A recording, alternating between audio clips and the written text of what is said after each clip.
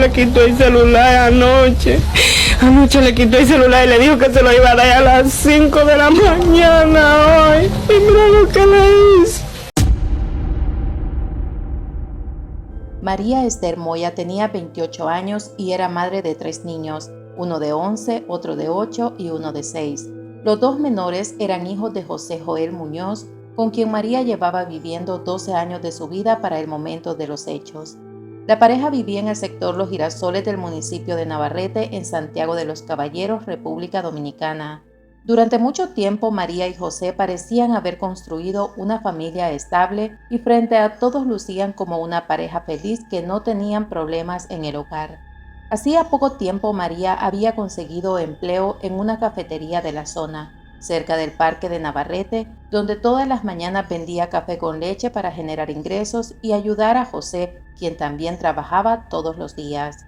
Desde joven José siempre soñó con tener un matrimonio como el que había formado con María, pero poco a poco su vida comenzó a cambiar, pero no para bien. De acuerdo con lo que José relató posteriormente, después de que María comenzó a trabajar en la cafetería, las discusiones entre ambos se fueron haciendo cada vez más frecuentes, todo porque según José, María ya no era la misma mujer que antes le demostraba amor. En cambio, se había vuelto una persona fría y distante que incluso evitaba cualquier acercamiento de su parte. Posterior al día de los hechos, José grabó un video donde contaba que cuando intentaba acercarse a María buscando intimidar, ella no se lo permitía y llegó a decir que sentía que ella le tenía asco. Ese rechazo para José era una señal de que algo había cambiado, pero había algo más que eso.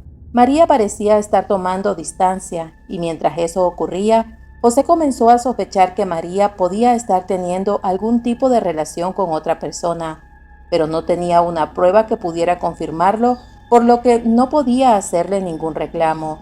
Así que para salir de dudas comenzó a preguntar en el barrio.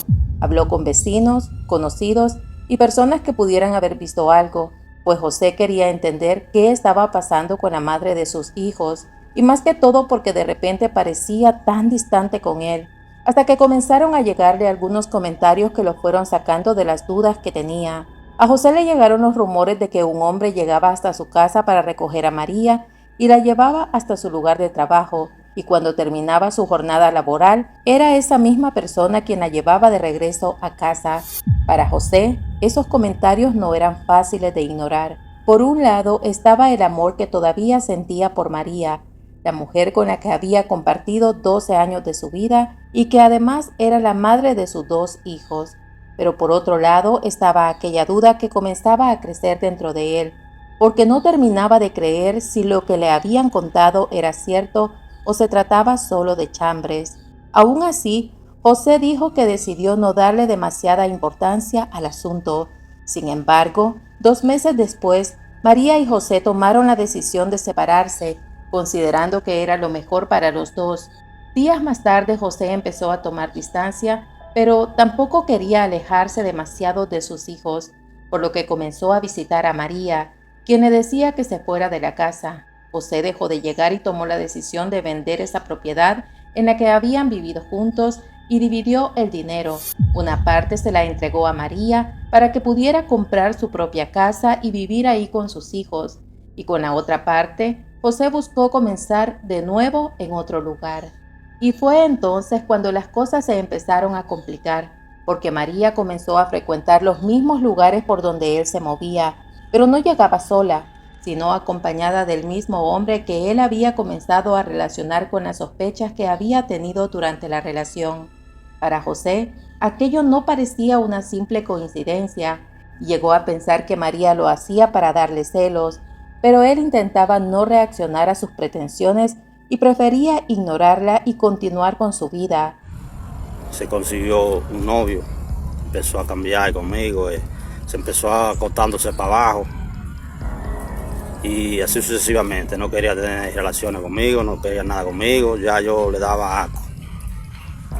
Por la misma situación decidimos dejarnos.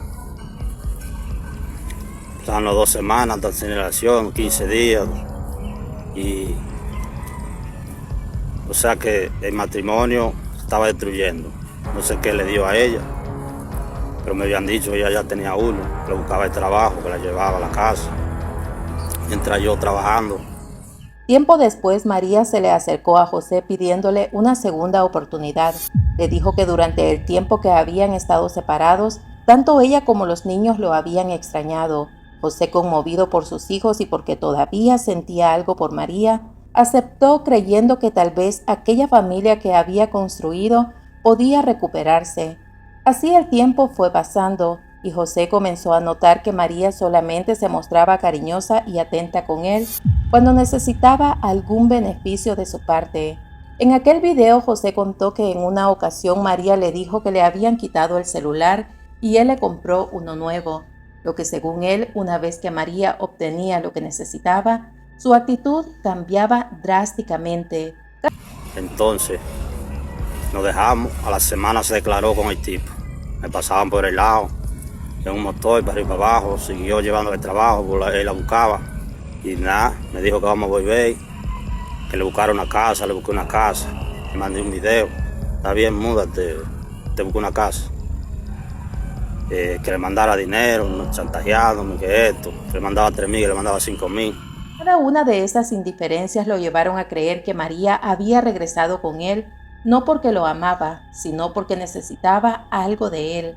En pocas palabras, solo lo estaba utilizando para tener sus propios beneficios. Pero un día ocurrió algo que, según su versión, cambiaría completamente la manera en que veía las cosas. Un día José fue a visitar a María. Ella se encontraba afuera. Al entrar a la casa, José notó que María estaba cargando el celular.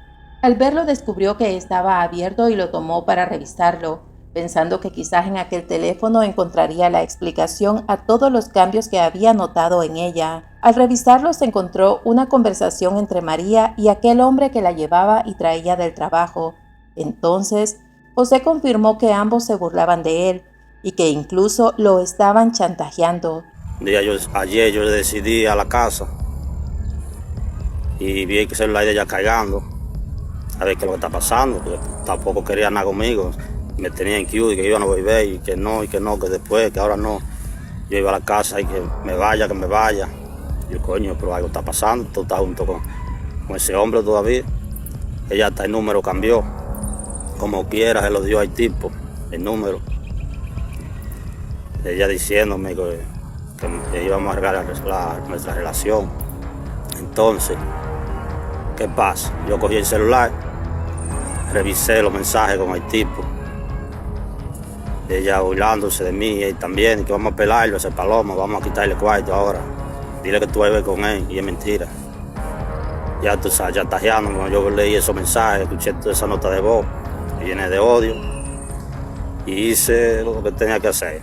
En una de esas conversaciones, el hombre le daba instrucciones a María para que aparentara estar arrepentida y hacerle creer a José que todavía lo quería, pero bajo una condición: que si José intentaba tener intimidad con ella, María se negara. De esta manera, según la interpretación de José, podían mantenerlo emocionalmente enganchado y continuar recibiendo ayuda económica. Para él, aquella conversación significaba que la reconciliación que creía estar reconstruyendo posiblemente nunca había sido sincera. Esa sensación de haber sido utilizado terminó convirtiéndose en una mezcla de decepción, resentimiento y enojo. A partir de ese momento, José comenzó a planear un escalofriante plan. El 27 de marzo de 2025, María se levantó, se bañó y preparó el desayuno para luego salir hacia su lugar de trabajo. Cuando salió de la casa, afuera la esperaba José. Esperó que se retirara unos metros, luego sacó un arma de fuego y le disparó por la espalda. María cayó al suelo mientras José huía del lugar de la escena.